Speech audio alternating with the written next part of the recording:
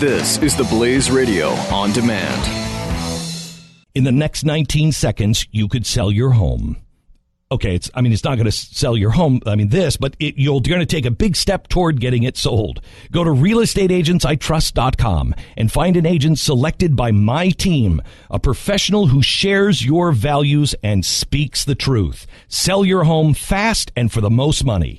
Get moving at realestateagentsitrust.com. The Buck Sexton Show. We're joined now by our buddy Adam Kredo. He is a senior writer for the Washington Free Beacon, and there's some interesting stuff up on the Free Beacon now, which we are going to talk to him about. Adam, always good to have you. Thanks for calling in. Always great to be with you. Thanks for having me. So you've got a piece up. Congress moves to block Obama administration's ransom payments to Iran. What the heck is going on here, Mr. Kredo? Well, look, we're finally seeing some reaction from Congress. They've just gotten back into session, and I think this is the beginning of what lawmakers, particularly GOP lawmakers, are going to try to do to hold the administration to account for these secret side deals and these payments that they've made to the Iranians.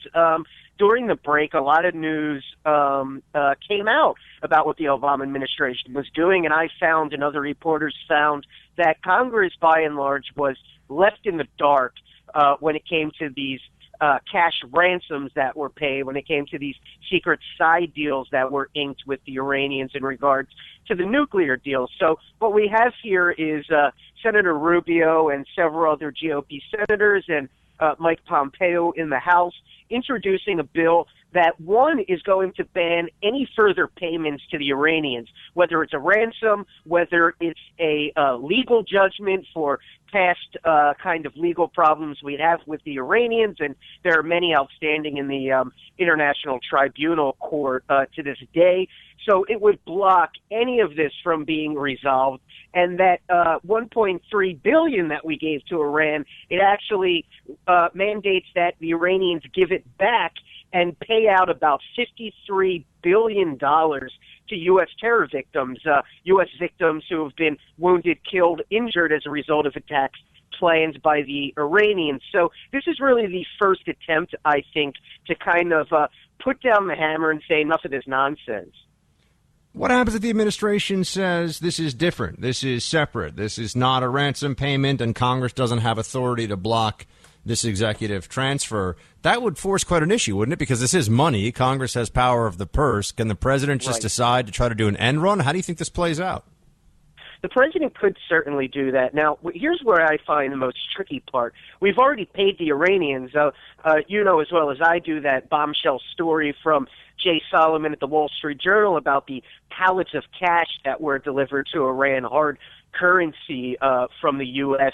So I don't know exactly how you get that back, right? I don't think the Iranians are going to say, yeah, okay, we'll give that money right back to you, because they're already investing it into their military. So that I think is tough. But stopping the administration from going forward could be a very interesting issue. Now, the Obama administration could exert executive privilege and say, we're doing what we want.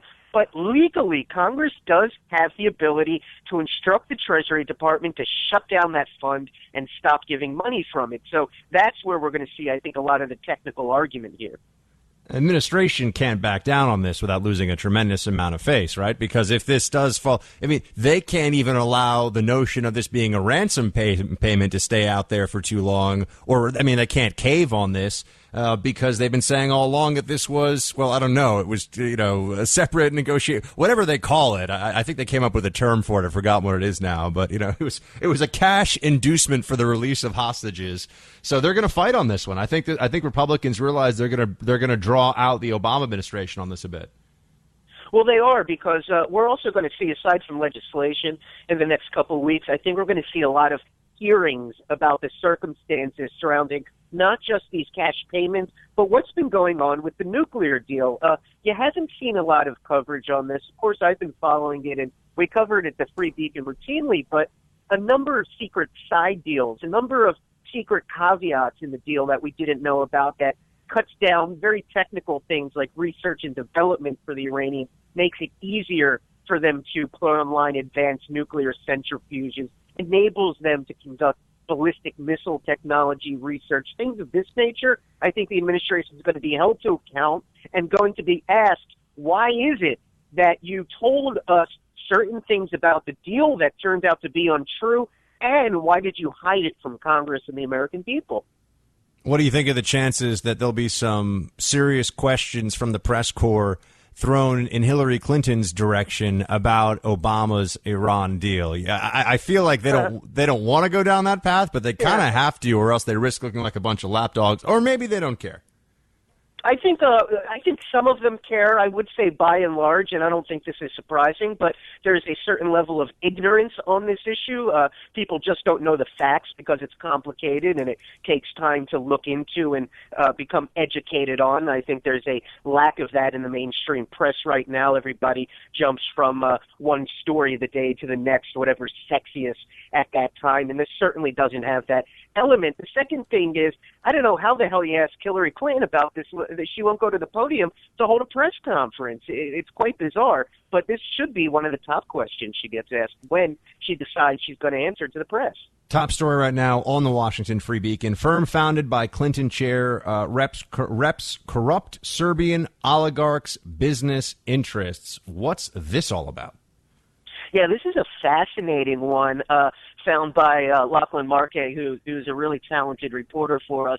And this surrounds a lobbying firm that Clinton's campaign chairman founded and was run by a top fundraiser for the Clinton campaign. And he discovered that they actually have quite a few business interests over there in Serbia. Now, this is an individual who's not only been accused by the Serbian government, but the U.S. government of corruption and all sorts of bad behavior. And this is really another piece of evidence, another fact in the long line of corruption by Clinton cronies involved in the foundation, involved in the nonprofits. And there's really, again, on this front, a lack of account from the Clinton campaign. She never has to answer why it is that so many times individuals in her orbit end up to be some of the most corrupt international players in the world. Everyone should check out this piece. Firm founded by Clinton chair reps corrupt Serbian oligarchs' business interests. Podesta Group lobbies for company implicated in $40 million embezzlement scheme. Lachlan Markay is the writer. It's up on the Free Beacon, but we are speaking to Adam Kredo, who's the writer of that other piece, which is also on the Free Beacon. Adam, really appreciate your time today, sir. Great to have you, as always. Always my pleasure. Thank you. The Buck Sexton Show. What's up, Team Buck? Have you ever tried a Casper mattress? They are incredible. Casper is an obsessively engineered mattress at an incredibly fair price. It combines springy latex and supportive memory foams to create an award-winning sleep surface with just the right sink and the perfect amount of bounce. Time Magazine named it as one of the best inventions of 2015.